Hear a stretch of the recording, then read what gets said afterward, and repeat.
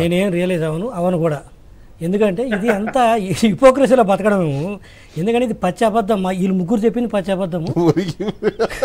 వీళ్ళు ముగ్గురు అందరూ కోరుకుంటున్న వాళ్ళ పదవులు. ఏం విక్రమ్ గారు కోరుకోవట్లేదా, నాగభూషణ్ గారు కోరుకోవట్లేదా, గాదా వెంకటేశ్వరరావు కోరుకోవట్లేదు. అబద్ధాలు. విక్రమ్ గారు కోరుకుంటే ఎప్పుడు అక్కడ ఉండేవాళ్ళు. విక్రమ్ గారిని వదిలే వాళ్ళకి చెప్పు. ఎవరైనా వెంకటేశ్వర ఇది పచ్చి అబద్ధము. ఇది రాజకీయ నాయకులు ఫ్యాషన్ అయిపోయింది. ముందు ఏమో మా నాయకుడు ఏది చెబుతుందంటే వెనకపోయి తిడతారు. నాకు అది వద్దు, నేను ఏది చెప్పాలనుకుని నేను చెప్తున్నాను. ఇక్కడ వీళ్ళ ముగ్గురు గురించి కాదు, చాలామంది మా రాజకీయ నాయకుల్లో ఉండేది ఈ ఒక వింత జబ్బు ఇది అంటున్నాను. చెప్పండి అయ్యా, ఏమవుతుంది? మనం పని చేసినాము, గౌరవం కోరుకుంటున్నాము.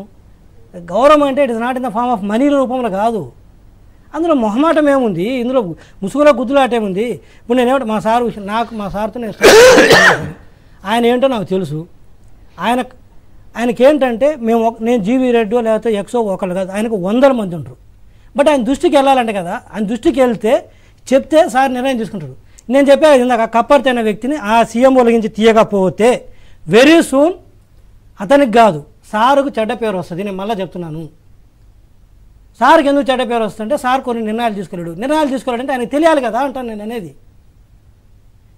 ఇప్పుడు రాజగోపాల్ గారు ఉన్నారు ఇంతకుముందు పొలిటికల్గా ఉన్నప్పుడు, నిమిషమో సార్ లోపల గేట్లోంచి ఇంట్లోకి వెళ్ళేటప్పుడు పక్క రూమ్ నుంచి ఇంకో రూమ్లోకి వెళ్ళేటప్పుడు ఎక్కడో సైడ్ కల్పించేవాడు. అంతకుముందు శ్రీనివాస్ గారు నేను ఉన్నప్పుడు నాకు తెలియదు, అతను బాగా చేసేవాడు. ఇతనికి నొప్పి ఏంది నాకు అడుగుతాను, ఇతను నొప్పి ఏంది అంటున్నాను, కప్పర్తి నొప్పి ఏంది అంటున్నాను. ఎమ్మెల్యేలు లేకపోయా, నీకు మినిస్టర్ లెక్క లేకపోయా, రోజు పార్టీ పనిచేసావు, నీకు తెలిసి కూడా నీకు నొప్పి ఏంటి? నువ్వు ముందు సార్ దృష్టికి తీసుకెళ్తే నేను ఎందుకు అంటున్నాను ఈరోజు ఇలాంటి ప్రయారిటీస్ పోవడానికి సార్ దృష్టికి పోలేదు. ఇది మా సార్ వేయలేదు, మా సార్ అన్యాయం చేసినా నేను చెప్పట్లేదు. చాలా అంశాలు ఈరోజు వైసీపీకి సంబంధించిన వైసీపీని విపరీతంగా అభిమానించే చాలామంది బ్యూరోక్రాట్స్కి పోస్టులు రావడానికి కారణం ఇదే. ఒక్క వ్యక్తి ఎన్నేం చూసుకుంటాడు? నేను 1% కూడా మా సార్ని నేను బ్లేమ్ చేయను. ఈరోజు నాకు రాకపోయినా రేపు చాలామంది ఈరోజు వైసీపీకి సంబంధించిన చాలామంది అధికారులు కీలకమైన పదవులు వచ్చిన 1 నిమిషం సార్, మా పార్టీ వ్యవహారం ఇది సార్ ప్లీజ్. సో ఈరోజు వైసీపీకి సంబంధించిన అత్యంత అభిమానించే చాలామంది ఉద్యోగస్తులు ఎంప్లాయీస్కి ఈరోజు మా పార్టీలో మా ప్రభుత్వంలో కీలకమైన పదవులు రావడానికి మా సార్కు సమాచారం లేదు. సార్ ఒక వ్యక్తి ఎన్నో గుర్తుపెట్టుకోలేడు.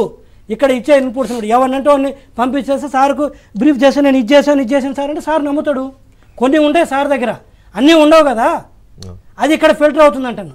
రెండోది వచ్చేసి వెంకటేశ్వర గారు, నేనేదో చెప్పాను కాబట్టి మిగతా పార్టీలు సంకలం గుద్దుకోవాల్సిన అవసరం లేదు.